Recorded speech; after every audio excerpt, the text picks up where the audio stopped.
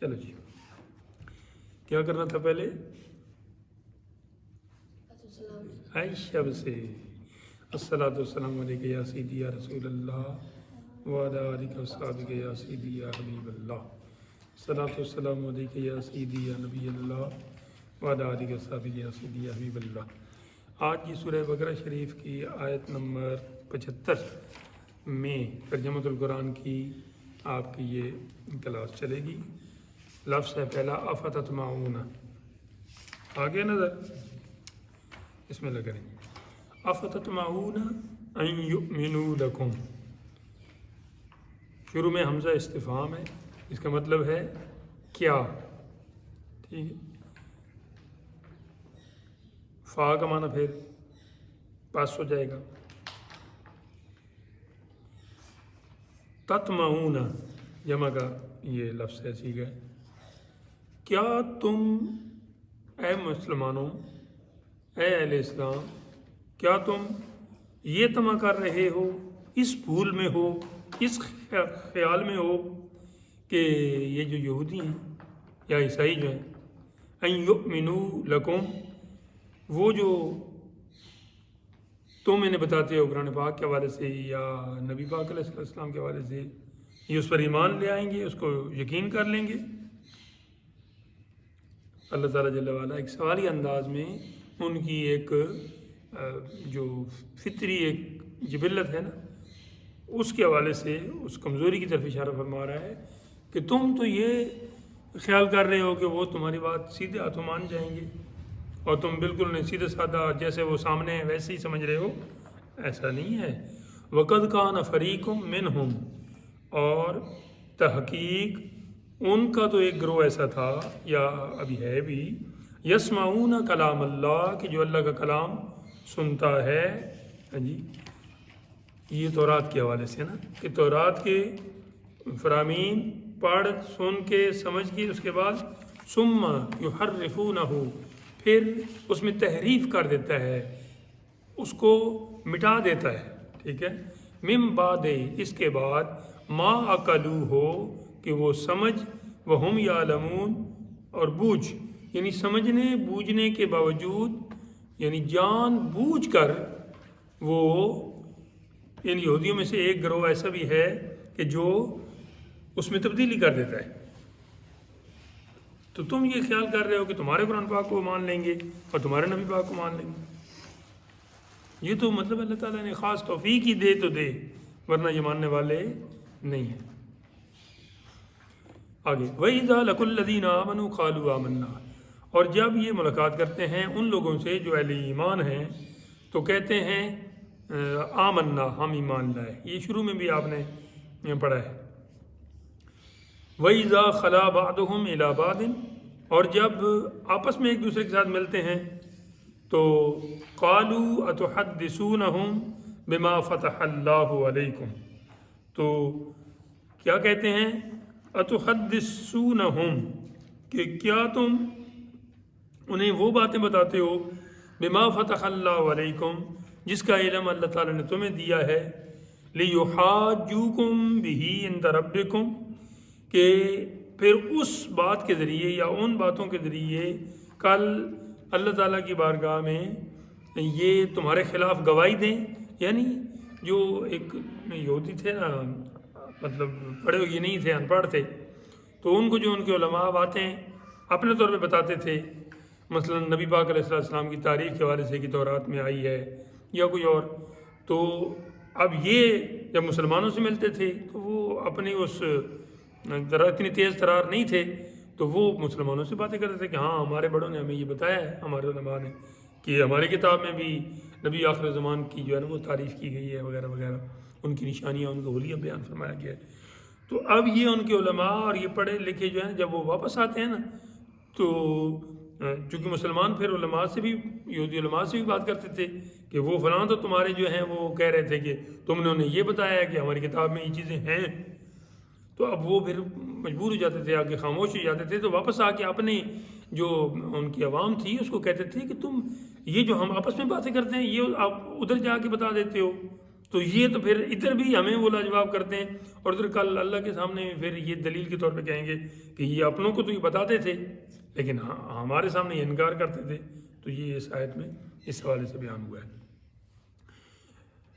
افلا تعقلون، کیا تمہیں سمجھ نہیں ہے؟ یعنی تم ان کے سامنے یہ باتیں ساری کھول کے سچ نہ بتا دیا کرو. اس کا مطلب ہے ان کے اندر چور ہے. آگے اولا یعلمون ان اللہ یعلم، اب رب تعالیٰ جل وعلا فرماتا ہے کہ کیا یہ نہیں جانتے یہ کہ اللہ تعالیٰ جانتا ہے ما یسرون، جو کچھ چھپایا جائے، وما یعلنون، اور جو کچھ دکھایا جائے. یعنی جو تم سامنے کرتے ہو یا چھپ کے کرتے ہو یہ نہیں جانتے کہ اللہ تعالیٰ تو جانتا ہے. یعنی یہ جو بات انہوں نے کی ہے تو یہ بھی تو اللہ تعالیٰ نے یہاں پہ بیان فرما دی ہے کہ وہ علیحدگی میں یہ باتیں کرتے ہیں. وَمِنْهُمْ أُمِّيُّونَ، اور ان میں سے کچھ ایسے ان پڑھ ہیں. امی یہاں پہ ان پڑھ ہے اس کا معنی لا یعلمون الکتاب، جو کتاب نہیں جانتے، الا امانیہ، مگر زبانی پڑھ لینا. یہاں ان حفظوں کے حوالے سے بھی اشارہ ہو رہا ہے اور سمجھنا چاہیے کہ جو صرف طوطے کی طرح رٹ لیتے ہیں، اس کی سمجھ بوجھ کی طرف نہیں جاتے، بس حافظ بن گئے تو کام ختم. نہیں بھی نہیں، حفظ بہت بڑی نعمت ہے. آپ کے سینے میں یہ قرآن پاک اچھی طرح پڑھ کے آپ نے محفوظ کر لیا ہے، لیکن اصل صرف اس کا پڑھنا نہیں. پڑھنا ایک علیحدہ ثواب ہے، سننا بھی علیحدہ ثواب ہے، اس کی زیارت کرنا بھی علیحدہ ثواب ہے. لیکن یہ صرف پڑھنے کے لیے نہیں آیا، صرف یہ سننے کے لیے نہیں آیا، صرف یہ دیکھنے کے لیے نہیں آیا، صرف یہ چومنے کے لیے نہیں آیا، بلکہ دراصل اس کا مقصد تھا عمل کرنا. اور عمل تبھی تک ممکن نہیں جب آپ اس کی سمجھ اور بوجھ کی طرف نہیں آئیں گے. اور سمجھ بوجھ اس علم کے بغیر جس کو آپ نے سٹارٹ کیا ہے، اس کے بغیر ممکن ہی نہیں. کوئی کتنا بھی بڑا علم کا دعوے دار ہو، بنیادی طور پہ یہ قواعد پڑھے گا تو اسے سمجھ آئے گی. ہاں ایک صورت ہے اور وہ ہے علم لدنی. وہ اللہ تعالیٰ بغیر کسی کو، وہ بغیر کسی کسب کے، بغیر کسی کوشش کے اگر عطا فرما دیتا ہے تو وہ تو پھر قادر قدیر ہے. آگے پھر تھوڑے دیر سامنے کریں. وعلیکم السلام.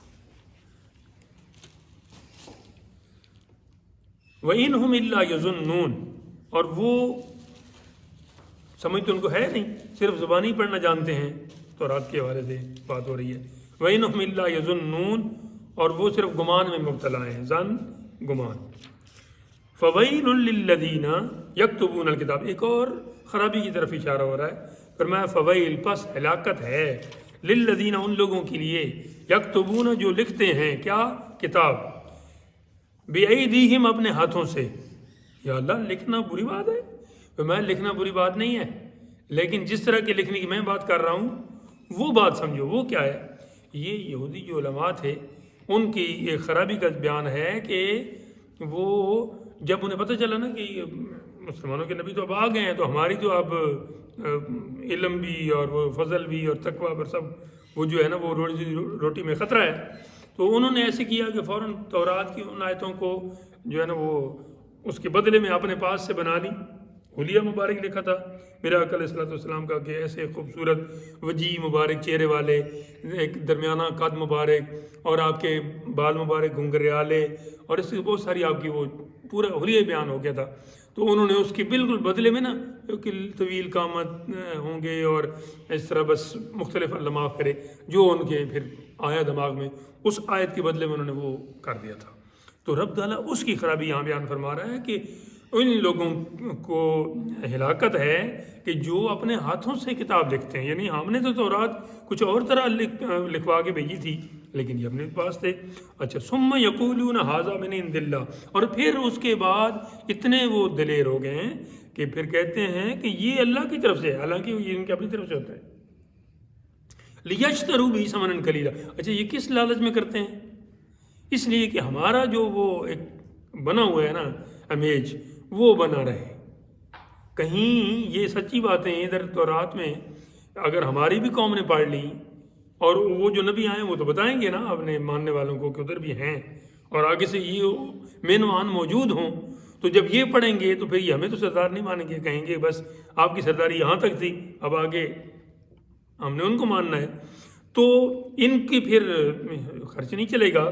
تو اس لالچ میں آ کے لیشتروا بہ ثمنا قلیلا، تھوڑے پیسوں کے حصول کے لیے انہوں نے یہ عمل کیا۔ فویل لہم مما کتبت ایدیہم، دوبارہ فرمایا ان لوگوں پر ہلاکت جنہوں نے اپنے ہاتھوں سے لکھا، وویل لہم مما یکسبون، یعنی ان کی اس لکھائی پہ بھی لعنت اور ان کی اس کمائی پہ بھی لعنت، جو اس کے بدلے میں وہ چاہتے ہیں۔ وقالو، آگے فرمایا اور کہتے ہیں، ایک اور ان کی ایک خرابی وہ کیا ہے، کہتے ہیں جی وقالوا لن تمسنا النار، ہمیں آگ مس نہیں کرے گی۔ کل میں نے آپ کو سیرت شریف میں ایک لفظ وہ بتایا تھا، اور سیرت کی کتاب میں پتہ نہیں آپ نے درست کیا کہ نہیں، مسا 2 دفعہ لکھا ہوا تھا، مسا، کہ جب وہ گھر سے چلتے ہیں تو بتوں کو نا ایسے مسا کر کے جاتے ہیں اور پھر واپس آتے ہیں، پھر اس کو مسا لفظ نہیں تھا، میں کل مجھے یاد نہیں رہا میں نے بتایا کہ نہیں بتایا، اگر نہیں بتایا تو درست کر لیں۔ وہ یہ لفظ ہے، یہ جو مس ہے نا، مس، تمسنا النار، مس کرنا، اٹیچ کرنا، لمس جسے کہتے ہیں آپ، ٹھیک ہے، چھونا۔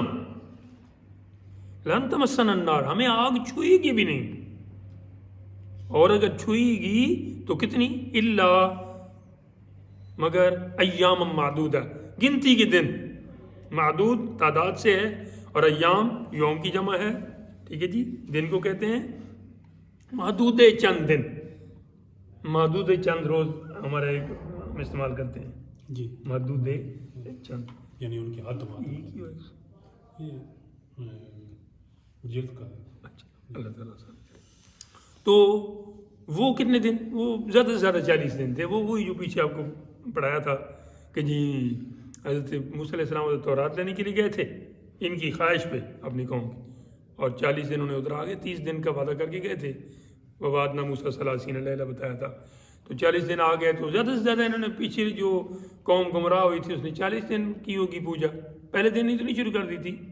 میں نے تو بتایا تھا کہ جی 30 دنوں تک تو ان کو تھا نا کہ واپس آئیں گے، لیکن جب نہیں آئے تو پھر انہوں نے، تو وہ تو 10 دن بنتی ہے، بل چلے بہت بھی زیادہ ہو تو 40 دن سے اوپر نہیں ہے۔ تو یہ کہتے ہیں وہ جو 40 دن ہمارے بڑوں نے وہ گوشالہ پرستی کی تھی، گوشالہ اس کو اجلا کے لیے جو لفظ استعمال ہوئے نا، بچڑا، اس کو کہتے ہیں کہ وہ جو انہوں نے خرابی کی تھی نا، تو اس وقت بھی ان کو سزا ملی تھی کہ قتل ہو گئے تھے، لیکن اس کی سزا ہم بھی پائیں گے کہ ہم ان کی اولاد ہیں، اور 40 دن ہمیں اللہ تعالیٰ مطلب جہنم میں رکھے گا، یا تو ہم بالکل نہیں جائیں گے، اور اگر جائیں گے تو بس اتنی دن ہے۔ تو یہ ایک اور جگہ پہ اللہ تعالیٰ اس کا یوں جواب دیتا ہے کہ اگر ایسی بات ہے تو پھر تم مرنے کی تمنا کرو نا، تاکہ 40 دن ادھر رہو اور اس کے بعد پھر بکی جنت میں۔ ہاں، یا یہ تم کہتے ہو جی کہ ہم 40 دن، اب یہاں پہ ایک اور جواب دیا جا رہا ہے کہ تم کہتے ہو کہ 40 دن ہم ادھر جائیں گے جہنم میں، کل اے حبیب آپ فرمائیے اتخذتم عند اللہ عہدا، کیا اللہ سے تم نے کوئی وعدہ وعید کیا ہوا ہے، کوئی ڈیل تمہاری، کوئی ایگریمنٹ سائن ہوا ہے کہ تم جناب کہتے ہو کہ ہم 40 دن سے اوپر نہیں ادھر رہیں گے؟ فلن یخلف اللہ عہدہ، کہ اللہ تعالیٰ اس وعدے کے خلاف نہیں کرے گا، وہ جو تمہارے ساتھ کوئی وعدہ ہوا ہے، نہیں ہوا یقیناً۔ اور ایک اور جگہ پہ اس کا جواب یوں بھی دیا گیا ہے کہ اگر تم واقعی کہتے تھے نا کہ ہم اللہ تعالیٰ کے پیارے ہیں، اللہ تعالیٰ کے معاذ اللہ بیٹے ہیں، اللہ تعالیٰ کے محبوب ہیں، تو اللہ تعالیٰ فرماتا ہے کہ تم اس کے بیٹے اور محبوب اور پیارے ہو میرے، تو اے مسلمانوں یا اے نبی علیہ السلام آپ نے جواب دیجئے کہ پھر وہ تمہیں جہنم میں کیوں بھیجے گا؟ کیا بیٹے کو بھی کوئی آگ میں ڈالتا ہے؟ لیکن یہاں پہ یہ جواب دیا کہ کوئی وعدہ وعید ہوئی تھی کہ جس کے بدلے میں وہ اس کے خلاف نہیں کرے گا۔ ام تقولون علی اللہ ما لا تعلمون، یا تم وہ کہتے ہو اللہ پر وہ بات، وہ الزام لگاتے ہو جو تم جانتے نہیں ہو، یعنی ایک دیوانے کی باڑھ سے سوا اس کی کوئی حیثیت نہیں کہ تم جو کہتے ہو کہ ہم 40 دن ادھر جہنم میں رہیں گے۔ بلا ہاں، من کسب سیئۃ، جو بھی کمائی کرے گا بری، کسبہ کمائی کرنا، سیئۃ بری، حسنۃ اچھی، وَأَحَاطَتْ بِهِ خَطِیَّتُهُ، یہ خاص بات ہے کہ اس کی برائی اس کو گھیر لے، یعنی اتنا وہ ہو جائے کہ جو حدیث پاک میں آتا ہے کہ بندہ ایک گناہ کرتا ہے تو اگر اسے اللہ تعالیٰ توبہ کی توفیق عطا کرے تو وہ مٹ جاتی ہے، نہیں تو پھر جب دوسرا کرتا ہے تو تھوڑا تھوڑا نا اس کے دل پہ وہ ایک نقطہ سا پڑنا شروع ہو جاتا ہے۔ توبہ نہ کرے اور گناہ کرتا چلے جائے تو وہ نقطہ بڑھتے بڑھتے بڑھتے دل کو اتنا سیاہ کر لیتا ہے کہ پھر بندے کو گناہ محسوس ہی نہیں ہوتا. اس کو کہتے ہیں احاطت بھی خطیئت ہو، کہ گناہ بالکل پورے طور پہ گھیر لے. اور یہ یقیناً کافر کے لیے ہو سکتا ہے. مومن کبھی بھی وہ اتنا نہیں گھر سکتا، کیونکہ بہرحال اس کی سب سے بڑی جو متاع اور دولت ہے وہ ایمان ہے، اور وہ اس کے پاس ہے. کسی بھی وقت وہ پلٹ سکتا ہے، کسی موقع پہ کسی موڑ پہ بھی اپنے رب کی طرف وہ اس کی باغ کھینچی جا سکتی ہے. ٹھیک ہے، لیکن کافر کا تو چونکہ ادھر یقین نہیں ہے دوبارہ زندہ ہونے کا، تو پھر وہ کیا، تو اسی طرف آگے جائے گا. فَأُولَٰئِکَ فرمایا بس ایسے لوگوں کے لیے ہم کہتے ہیں کہ اصحاب النار، ایسے لوگ ہی جہنمی لوگ ہیں. ہم فیہا خالدون، ہمیشہ اس میں رہیں گے. یہ ہمیشہ رہنا بھی کافر ہی کے لیے. جو کافر مرے، اس وقت جو کافر ہیں وہ اس میں نہیں آتے. اگر آخری بھی لمحے سے کچھ پہلے ان کو ایمان نصیب ہو جائے، پھر وہ ان کا حکم ایسے مسلمانوں والا ہے. لیکن اگر بالکل ہی محروم گئے، ایمان کی حالت میں آئے ہی نہیں، تو پھر تو ان کا یہ انجام ہے ہی ہے. آگے اہل ایمان کی بات کی تاکہ بات بہتر سمجھ آئے. تصویر کا دوسرا رخ دکھایا. والذین آمنوا، اور وہ لوگ جو ایمان لائے، وعملوا الصالحات، اور نیک اعمال بھی بجا لائے. یہ بنیاد ہے.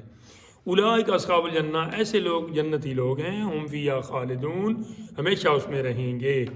جنتی ہمیشہ جنت میں، جہنمی ہمیشہ جہنم میں. لیکن کافر جو مسلمان گنہگار ہے وہ وہاں سے اپنی سزا بھگت کے یا آقا علیہ السلام یا اللہ تعالیٰ کے کسی پیارے کی شفاعت سے وہ بہرحال نکل آئیں گے. اور حدیث پاک میں تو یہاں تک آتا ہے کہ میرا مولا تعالیٰ جل وعلا فرماتا ہے، جب سارے شفیع میرے حبیب پاک سے لے کر نیچے تک ان کی امت کا ایک کچا بچہ جو مرا ہے وہ اپنے والدین کی شفاعت کر لے گا. عالم کر لیں گے، حاجی کر لیں گے، قاری کر لیں گے، حافظ کر لیں گے، مجاہد کر لیں گے، شہید کر لیں گے. جو جس کو مطلب وہ ہوگی اجازت اور وہ کر لے گا. تو پھر اس کے بعد رب تعالیٰ پوچھے گا جنہوں نے کرنی تھی وہ کر لی ساری. ایک ایسے مسلمان نے ایک بندہ وہ کہے گا میرا فلاں دوست مجھے نظر نہیں آ رہا، وہ کہیں دوسری طرف تو نہیں چلا گیا. رب تعالیٰ فرمائے گا فرشتوں جاؤ، تو اس کا دوست تو دوسری طرف چلا گیا اور اسے نکال کے لے آؤ. اس کی وجہ سے لیکن یہ جب سب کام مکمل ہو جائے گا پھر رب تعالیٰ اپنی کمال مہربانی سے فرمائے گا اب تم نے سب کچھ کر لیا ہے، اب میں اپنے بندوں کو اپنی قدرت کو استعمال کرتے ہوئے جہنم سے نکالتا ہوں.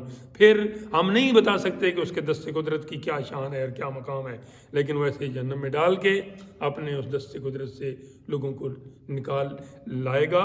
وہ لوگ ہوں گے جو شاید ہماری نظر میں اہل ایمان نہ تھے مگر عند اللہ مومن تھے، تو وہ اس میں آ جائیں گے. اور سبحان اللہ وبحمدہ سبحان اللہ العظیم کیا کہنے، لیکن یہ سیدھی مسلمانوں کی بات ہے کہ وہ ہمیشہ جنت میں رہیں گے. اگلا رکوع شروع ہوا. یہ ایک اور جو وعدہ لیا گیا تھا بنی اسرائیل سے اپنے نبی کے ذریعے، اس کا حوالہ آ رہا ہے کہ وعدے میں کون کون سی باتیں تھیں، وہ آگے اسی آیت میں تفصیل وار ساتھ آ رہی ہیں. وَإِذْ أَخَذْنَا مِيثَاقَ بَنِي إِسْرَائِيلَ، اور اے حبیب وہ وقت بھی آپ کو یاد رکھنا چاہیے کہ جب بنی اسرائیل جو ہے نا ان سے پختہ وعدہ لیا گیا تھا، کیا لا تعبدون الا اللہ، کہ اللہ جل وعلا کے سوا کسی کی عبادت نہیں کریں گے. اچھا، دوسری وبالوالدین احسانا، اور والدین کے ساتھ بھلائی کریں گے. والدین کے ساتھ بھلائی صرف انہی کو وعدہ نہیں کیا گیا، ہمارے ساتھ بھی یہ وعدہ ہے. اپنے والدین کا لحاظ، اپنے والدین کا احترام، والدین کے ساتھ بھلائی. ان کے حوالے سے میں پڑھ رہا تھا کہ نفل اگر آپ کو چھوڑنے پڑ رہے ہیں والدین کی بات ماننے کے لیے تو آپ نفل چھوڑ سکتے ہیں. واجب نہیں چھوڑ سکتے، فرض نہیں چھوڑ سکتے، سنت نہیں چھوڑ سکتے، لیکن نفل کی اجازت ہے. ٹھیک ہے جی، کہ آپ ان کا کہنا مانیں، نفل بعد میں پڑھ لیں. ٹھیک، اس کے علاوہ اور ان کے ساتھ بھلائی کیا ہے، ان کے سامنے اونچی آواز نہ کریں. ان کے ایک مجلس میں ہیں اور اس مجلس میں آپ زیادہ عزت والی جگہ پہ بیٹھے ہیں اور ان کو کم عزت والی جگہ پہ. ہمارے عزیز صاحب کی جوانی کی ایک ہے، اپنے علاقے میں ایک محفل تھی، اسٹیج تھوڑا اوپر تھا. ہماری پیدائش سے پہلے کی بات ہے، میرے دادا کی وصال کے 6 سال بعد میں پیدا ہوں. تو وہ اس مجلس میں تھے، یعنی عزیز صاحب کے والد صاحب بھی تھے اس مجلس میں. تو اب انہیں پتہ تھا، لیکن یہ تو چونکہ عالم دین تھے تو اسٹیج پہ انہوں نے جانا تھا. اب یہ اسٹیج پہ نہیں جا رہے، ادھر اسٹیج والے انتظار کر رہے ہیں بار بار میزبان. انہوں نے کہا بھائی اس مجلس میں میرے والد صاحب بیٹھے ہیں اور وہ بیٹھے ہیں نیچے پنڈال میں، اسٹیج تمہارا اوپر ہے اور مجھے اسٹیج پہ جانا ہے خطاب کے لیے. تو یہ اس وقت تک ممکن نہیں ہے جب تک یا تو میرے والد صاحب کو اسٹیج پہ لاؤ، ظاہر ہے وہ اب عالم تو نہیں ہے، ہاں میری وجہ سے اگر آپ کے پاس جگہ ہے تو ٹھیک ہے، نہیں تو پھر یا ان کو اونچی جگہ پہ بٹھاؤ یا پھر وہ کسی اور جگہ بیٹھیں۔ اگر اس مجلس میں میرے سامنے بیٹھیں گے تو میں اسٹیج پہ نہیں جا سکتا، اور نہیں کہ اور الحمدللہ رب العالمین اسی بات کو سامنے رکھتی مجھے بھی ایک دفعہ اس طرح ہوا ہے، میرے استاذ تھے سبحان اللہ، تو الحمدللہ بس یہی سبق ہے۔ یہ کیا ہے والدین کا، والدین ایک آپ کے حقیقی ہیں، ایک آپ کے روحانی بھی ہیں، جو اساتذہ ہیں، آپ کے مرشد ہیں، آپ کے پیر ہیں، آپ کے رہنما جو بھی ہیں، جنہوں نے آپ کو ایک حرف بھی سکھایا۔ مولا علی پاک تو فرماتے ہیں کہ وہ میرا استاد ہے۔ تو بہرحال ہمیں بھی حکم ہے اپنے والدین کے ساتھ بھلائی کرنے کا۔ جب ہر بندے کے ساتھ بھلائی کا حکم ہے، قولوا للناس حسنا، رب تعالیٰ فرماتا ہے، تو پھر والدین تو سب سے پہلا درجہ ہیں اس مخلوق میں، آقا علیہ الصلوۃ والسلام کے اس مبارک تعلیم کے مطابق۔ فرمایا وبالوالد، دیکھیں بالوالدین کے سب سے پہلا اللہ تعالیٰ جل وعلا نے اپنی عبادت کا وعدہ بیان کیا، دوسرے نمبر پہ والدین کا کیا۔ اگر کوئی درمیان میں کوئی تیسرا کوئی آنے کا وہ ہوتا تو یقیناً اس کا بیان پہلے ہو جاتا۔ تو اس لیے اپنے والدین کا، اور یہاں تک میں پڑھ رہا تھا کہ اگر والدین کسی مطلب ایسے کام میں مبتلا ہیں کہ جو درست نہیں ہے شریعت کے مطابق، تو آپ نرمی سے پیار سے انہیں وہ کریں۔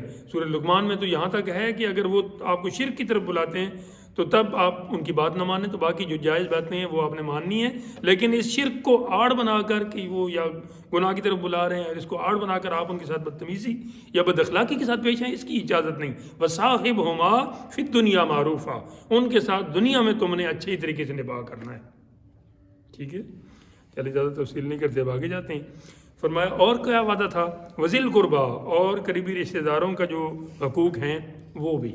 آج ہم رشتہ داروں کے حوالے سے دیکھ رہے ہیں کہ ہم اپنے رشتہ داروں کے ساتھ کتنا اٹیچ ہیں اور وہ ہمارے ساتھ کتنا اٹیچ ہیں، اور اسی کی پھر ہم خرابی میں دیکھ رہے ہیں۔ یہ بھی وعدہ ان سے ہوا تھا، ہم سے بھی ہوا ہے، کیونکہ ہمیں بتایا بھی اسی لیے جا رہا ہے۔ والیتامیٰ، اور یتیموں کے حقوق، والمساکین، اور مسکینوں کو حقوق پورے کرنے کا۔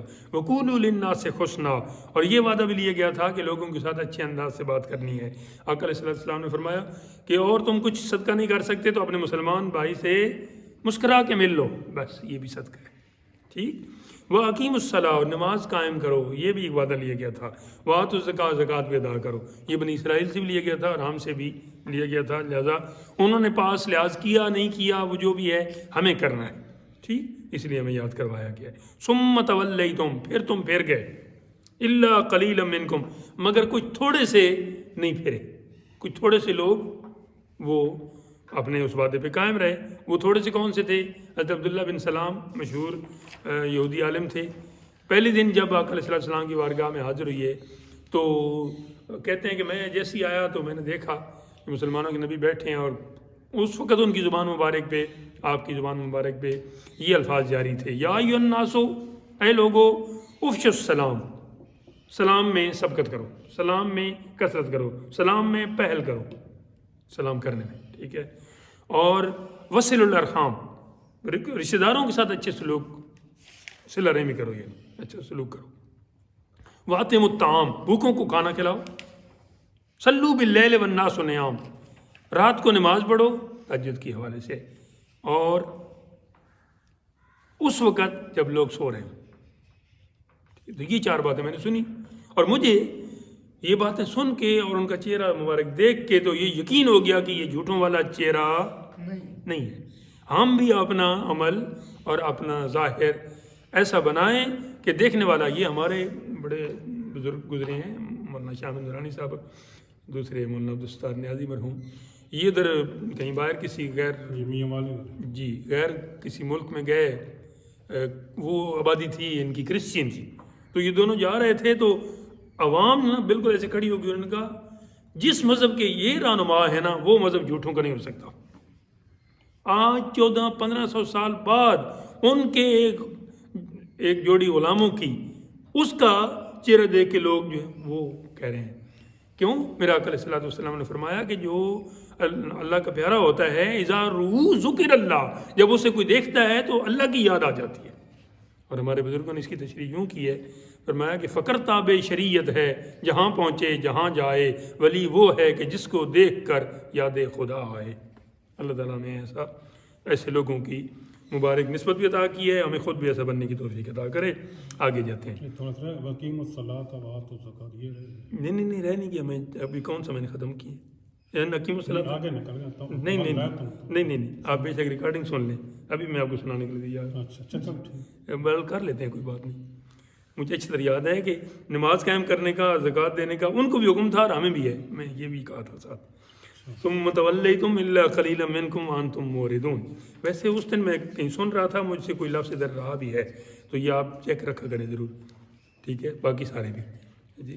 یہ پھر بعد میں جو ہے نا یہ مناسب نہیں لگتا، تو یہ ساتھ ساتھ ہو جانا چاہیے. چلو جمعے میں بندہ بیان کر رہا ہے اس وقت تو روکنے کی وہ کیفیت نہیں ہوتی، لیکن یہاں آپ مجھے کر سکتے ہیں جس طرح سر جی نے کیا ہے.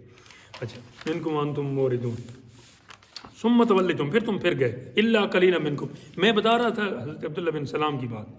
ٹھیک ہے، یہ حضرت یوسف علیہ السلام کی اولاد میں سے تھے اور نہایت خوبصورت وجیح اور بڑے عالم دین. اور انہوں نے آقا علیہ السلام سے بات کی کہ میں اسلام قبول کرنے لگا ہوں، لیکن اس طرح میں نے کیا نا تو یہ ابھی میری جو قوم ہے نا یہ بالکل میرے خلاف ہو جائے گی.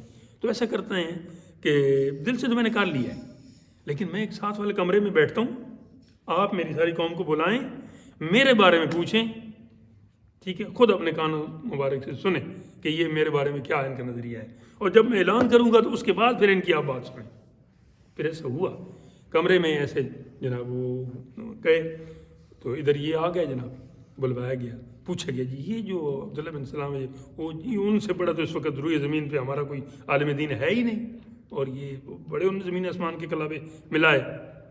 تو پھر ساری باتیں جب ہو چکی ریکارڈ پہ آ گئیں تو پھر وہ سامنے آنے کہا کہ میں تو اگر ایسی بات ہے تم مجھے مانتے ہو تو پھر میں تو ان کو مانتا ہوں.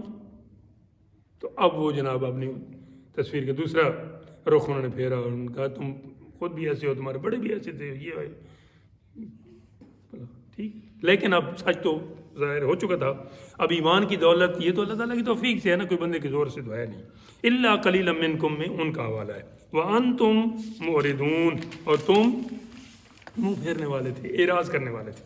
اللہ تعالیٰ جل وعلا دوسری جگہ فرماتا ہے میرے حبیب خذ العفو وامر بالعرف واعرض عن الجاہلین، اس میں بھی عارض کا لفظ ہے اور یہ موردون ہے.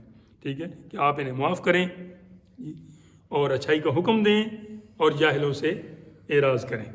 ٹھیک ہے، اگلی ہے جی وَإِذْ أَخَذْنَا مِيثَاقَكُمْ.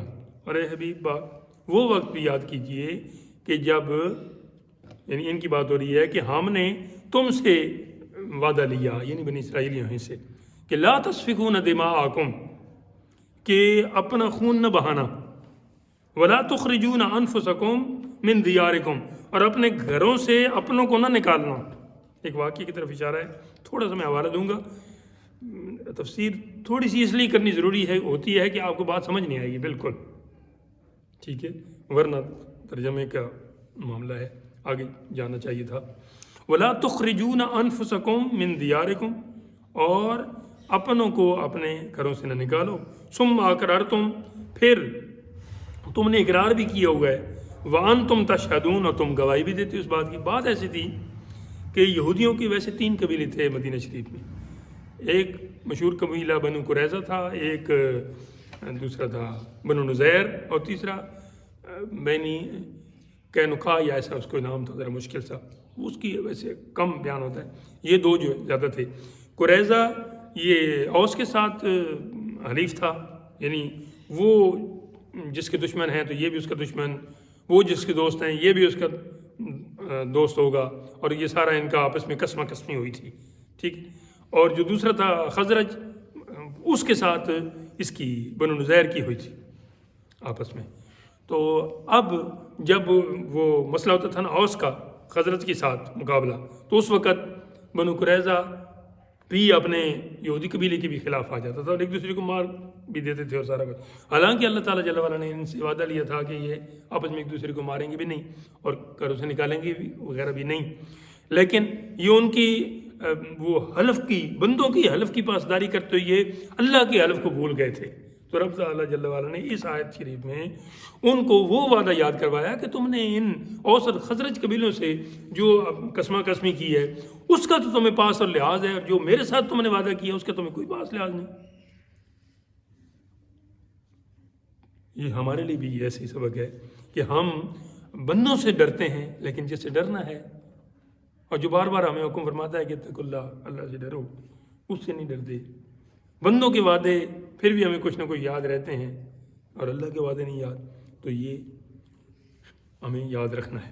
ثم اقررتم وانتم تشہدون، ٹھیک ہے، اگلی آیت، ثم انتم ہؤلاء، پھر تم میں سے کچھ ایسے ہیں تقتلون انفسکم کہ جو اپنوں کو قتل کرتے ہیں، یہ وہی بات، وتخرجون فریقا منکم من دیارہم، اور ایک گروہ کچھ لوگوں کو وہاں سے نکالتا ہے، یعنی وہ دونوں قبائل جس کا زور چلتا تھا وہ ان کے لحاظ میں، تظاہرون علیہم بالاسم والعدوان، اور چڑھائی کرتے ہو، بالاسم، اسم گناہ ہوتا ہے، عدوان سرکشی، بغاوت، طغیان وغیرہ کے معنی میں آتا ہے کہ تم ان پر چڑھائی کرتے ہو ظلم کے ساتھ اور گناہ کرتے ہوئے، وہیں یاتوکم اسارا۔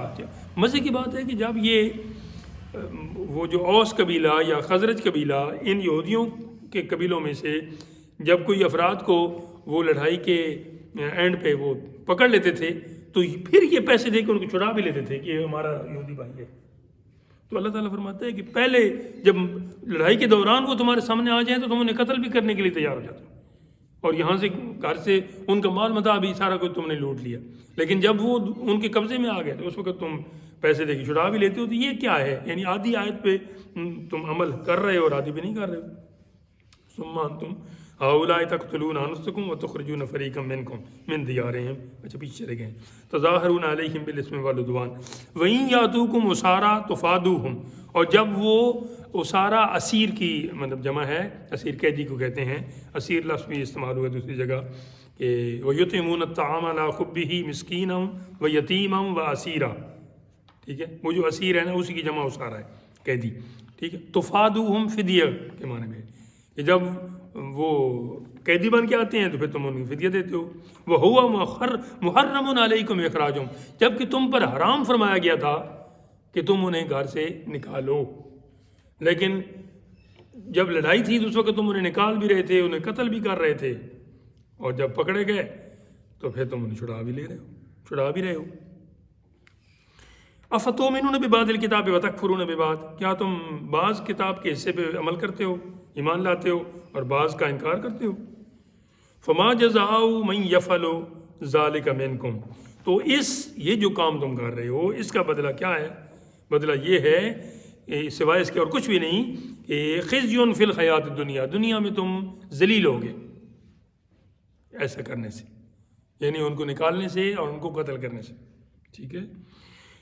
اور قیامت کے دن وَيَوْمَ الْقِيَامَةِ يُرَدُّونَ إِلَىٰ أَشَدِّ الْعَذَابِ، اور قیامت کے دن اس سے بھی زیادہ تمہیں سخت اس کا عذاب سہنا پڑے گا۔ وَمَا اللَّهُ بِغَافِلٍ عَمَّا تَعْمَلُونَ، اور اللہ تعالیٰ تمہارے کوتکوں سے، کرتوتوں سے، اعمال سے ہرگز غافل نہیں ہے، بے خبر نہیں ہے۔ یہاں پہ علماء اہل سنت، علماء کرام نے یہ بھی ایک اشارہ دیا ہے کہ یہ جن چیزوں کو حرام کیا گیا تھا یہودیوں پہ، انہوں نے ان کا ارتکاب کیا، تو اسی طرح آقا علیہ الصلوۃ والسلام کی جو تعریف تھی تورات میں، اب اللہ تعالیٰ نے اس کا اولیاء وغیرہ اپنے حبیب پاک کے جیسے شروع میں نے عرض کیا بیان فرمایا تھا، اور آپ کی نعت اور صفات اور وہ چیزیں تو تم چھپا رہے ہو، تو اس کا تمہیں دوہرا وہ اٹھانا پڑے گا نقصان کہ دنیا میں بھی تم ذلیل ہوگے اور اس کے بدلے میں تم ادھر بھی پھر تمہیں عذاب دیا جائے گا۔ اولئک الذین اشتروا الحیاۃ الدنیا بالآخرہ، یہی وہ لوگ ہیں جنہوں نے دنیا کے مال و متاع کی خاطر آخرت کو وہ جو ہے وہ پس پش ڈال دیا ہے۔ الذین، وہ لوگ اشتروا خرید لی الحیات الدنیا، دنیا کی زندگی بالآخرت، آخرت کے مقابلے میں، یعنی آخرت کو ان پر آخرت کا کوئی ان کو یقین نہیں ہے، ایمان نہیں ہے، اور دنیا کی زندگی کے لیے سب کچھ کر رہے ہیں۔ اللہ تعالیٰ ہمیں معاف فرمائے، ہم ان کی پیروی نہ کریں۔ فلا یخفف عنہم العذاب، تو کم نہ کیا جائے گا، تخفیف مطلب ہلکا کرنا، کام کرنا، ٹھیک ہے جی۔ کافر کا حوالہ دیتے ہوئے 24ویں بارے میں ایک جگہ آیا ہے کہ کافر کو جب عذاب دیا جا رہا ہوگا جہنم میں، تو وہ جس فرشتے نے عذاب وہ دے رہا ہوگا اس کو کہے گا کہ یخفف عنا یوما من العذاب، آج کے دن میرے عذاب میں کچھ کمی کروا دو نا، تخفیف کروا دو. تو آگے سے فرشتے جواب دیں گے کہ نہیں، کہ تمہارے پاس رسول نہیں آئے تھے، انہوں نے تمہیں پیغام نہیں دیا تھا اللہ تعالیٰ کا؟ کہے گا بالکل دیا تھا تو پھر تم نے ماننا تھا، اب نہیں مانا تو اب یہ مزہ چکھنا ہوگا. فلا یخفف عنہم العذاب ولا هم ینصرون، اور نہ ہی ان کی مدد کی جائے گی. ٹھیک ہو گیا جی. اگلا رکوع شروع ہوا. وَلَقَدْ آتَيْنَا مُوسَى الْكِتَابَ، اور البتہ تحقیق ہم نے عطا فرمائی موسیٰ علیہ السلام کو کتاب. کون سی کتاب عطا فرمائی تھی؟ تورات. ٹھیک ہے، اردو میں ہم تورات پڑھتے ہیں لیکن لفظ تورات ہی ہے، قرآن پاک میں یہی استعمال ہوا. وَقَفَّيْنَا مِن بَعْدِهِ بِالرُّسُلِ، اور اس کے بعد پے در پے رسول بھیجے. وہ پے در پے رسول جو تھے میں آپ کو کئی دفعہ بتا چکا ہوں، وہ کتنے تھے بنی اسرائیل میں رسول، جس کی وجہ سے ان کو شک پڑا یا ان کو امید تھی کہ وہ آخری بھی ذریعہ آئیں گے. وہ تھے 4000. کتنے رسول؟ حضرت موسیٰ علیہ السلام سے لے کر حضرت عیسیٰ علیہ السلام تک، اس درمیان جو تھوڑا بہت عرصہ 2000 سال گزرے ہیں، زیادہ گزرے ہیں، اس میں 4000 نبی اور رسول آئے سارے بنی اسرائیل کی قوم میں سے ہیں. ٹھیک ہے، تو پھر آخری جو تھے وہ ادھر سے آ گیا، تو جس کی وجہ سے ان کو مسئلہ ہو گیا کہ اتنا طویل نبوت کا خاندان رہ کے جو سب کا سردار ہو وہ دوسری قوم سے آ جائے تو پھر ارمان تو لگنا. تو پھر یہ حسد میں مبتلا ہوئے تھے. تو یہاں وہ ان رسولوں کی آمد کا اور نبیوں کی آمد کا بیان ہے. وَآتَيْنَا عیسیٰ ابن مریم البینات، اور ہم نے عطا فرمائے جناب عیسیٰ بن مریم کو بینات، مطلب روشن نشانیاں. ٹھیک ہے. وَأَيَّدْنَاهُ بِرُوحِ الْقُدُسِ، روح القدس حضرت جبریل امین کا لقب ہے. ایدناہ مؤید، تائید، مدد. ٹھیک ہے جی، کہ ہم نے ان کی مدد کی. حضرت عیسیٰ علیہ السلام 33 سال کی عمر میں اٹھا لیے گئے ہیں اس دنیا سے. ٹھیک، اور 33 سالوں میں ان کا کوئی گھر بار نہیں تھا، ویسے وہ سفر میں ہی رہے ہیں، اور جدھر بھی رہے ہیں جبریل امین ان کے ساتھ. تو یہ اس کا بیان ہے کہ ایدناہ بروح القدس. اور یہ جبریل امین کا جو ساتھ ہے یہ ہمارے پیارے آقا علیہ السلام کے غلاموں کو بھی حاصل رہا ہے. حضرت حسان بن ثابت جو صحابی رسول ہیں، ثناخان رسول ہیں، خاص طور پہ شاعر رسول ہیں، ان کی عمر تھی 120 سال. 60 سال انہوں نے کفر میں گزاری، اب 60 سال پھر اسلام میں نصیب ان کو ہوئی. ٹھیک، یہ جب آقا علیہ السلام کی تعریف کے لیے کھڑے ہوتے تھے تو رسول اللہ صلی اللہ علیہ وسلم ان کے لیے دعا فرماتے تھے کہ یا اللہ روح قدس کے ذریعے ان کی تائید فرما، ان کی امداد فرما. تو پھر وہ مخالفین کو جواب بھی دیتے تھے، اور ان کی ہجو شاعری میں جو کافر شاعر کرتے تھے رسول اللہ صلی اللہ علیہ وسلم کے حوالے سے یا کوئی ایسے اسلام کے حوالے سے یا قرآن مجید کے حوالے سے، تو وہ پھر اس کا جواب دیتے تھے، اور ساتھ میں ان کی تائید بھی انہیں حاصل تھی جو حضرت عیسیٰ علیہ السلام کو اپنے دور میں حاصل رہی ہے. افکلما جاءکم رسول، تو کیا جب کبھی تمہارے پاس کوئی رسول، جاءکم آئے تمہارے پاس رسول، بما لا تہوی انفسکم، جو تمہاری خواہش کے مطابق نہ ہو. ٹھیک، استکبرتم، تو تم اس کا انکار کرتے ہو، اور انکار ہی نہیں استکبار بھی کرتے ہو، یعنی تکبر سے اسے مانتے نہیں. یعنی یہودی حضرت عیسیٰ علیہ السلام کو نہیں مانتے، حضرت سلیمان علیہ السلام کو نہیں مانتے یہودی. ٹھیک ہے، عیسائی جو ہیں وہ حضرت موسیٰ علیہ السلام کو بھی مانتے ہیں اور حضرت عیسیٰ علیہ السلام کو بھی مانتے ہیں، لیکن ہمارے آقا علیہ السلام کو نہیں مانتے. تو رب تعالیٰ دونوں طرف ان کو یہ فرما رہا ہے کہ جب تمہاری مرضی کے مطابق کوئی رسول آئے تو وہ تو ٹھیک، اور جب تمہارے دل کو اچھا نہ لگے تو پھر اسے نہ مانو. یہ بڑی عجیب ہے. اور پھر نہ ماننے کے ساتھ ساتھ تم اس پہ تکبر بھی کرتے ہو اور اس کا انکار بھی کرتے ہو. فَفَرِيقًا كَذَّبْتُمْ وَفَرِيقًا تَقْتُلُونَ، پھر ایک گروہ نے انہیں جھٹلایا، صرف جھٹلانے تک رہا. دوسرا گروہ اس سے بھی چند ہاتھ آگے چلا گیا کہ فریقاً تقتلون، ایک نبیوں کے ایک گروہ کو تم نے جھٹلایا اور ایک گروہ کو تم نے قتل کر دیا. کتنے نبی ایک دن میں انہوں نے قتل کیے، شہید کیے. آقا علیہ السلام کا فرمان مبارک ہے سب سے بڑا بدبخت وہ شخص ہے کہ جو کسی نبی کو شہید کرنے کا مرتکب ہو. اور یا پھر سب سے بڑا بدبخت وہ ہے کہ جو کسی نبی کے ہاتھوں فنار ہوا ہو. ٹھیک ہے. وقالوا قلوبنا غلف، اور پھر کہتے ہیں کہ جی ہمارے دلوں پر پردے پڑے ہوئے ہیں، ہم یہ بات سن نہیں پاتے. رب تعالیٰ فرماتا ہے بل لعنہم اللہ، بلکہ تمہارے دلوں پر پردے نہیں پڑے، تم پر اللہ کی لعنت پڑی ہوئی ہے. بکفرہم، تمہارے اس انکار کی پھٹکار کے طور پہ. فقلیلا ما یؤمنون، تو بہت کم ہیں جو ایمان لانے والے ہیں. ٹھیک ہے. آگے ایک اور خاص واقعے کی طرف اشارہ ہو رہا ہے. ولما جاءہم کتاب من عند اللہ، اور جب آئی ان کے پاس کتاب اللہ تعالیٰ کی طرف سے، ایسی کتاب کہ مصدق لما معہم، جو ان کے پاس کتابیں تھیں ان کی تصدیق فرما رہی تھی.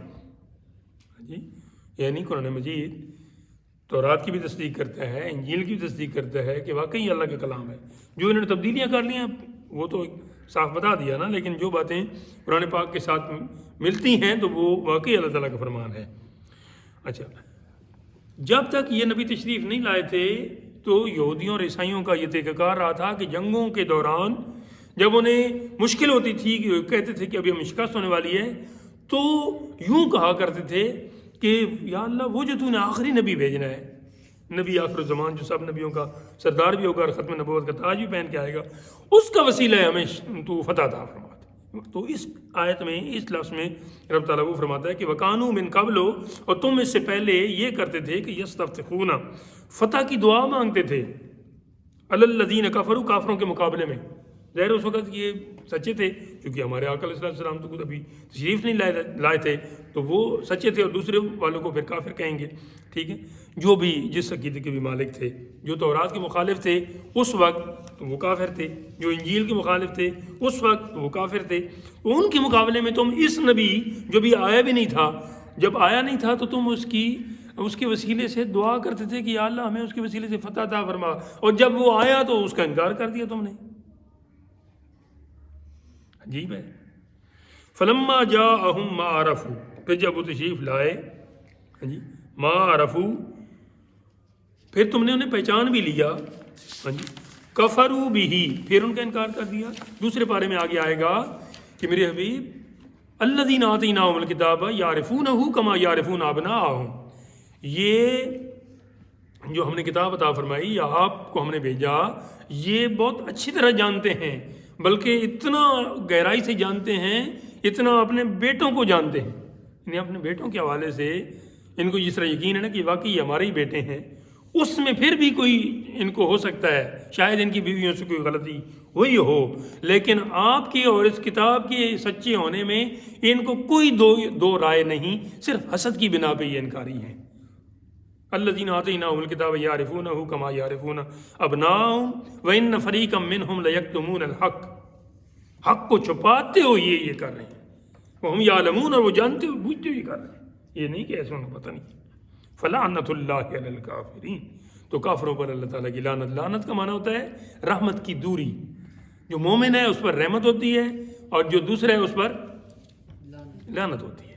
یعنی جو مومن ہے اس کو اللہ تعالیٰ کی رحمت سے حصہ ملتا ہے اور جو دوسرا ہے اس کو رحمت نہیں ملتی. ٹھیک ہے جی،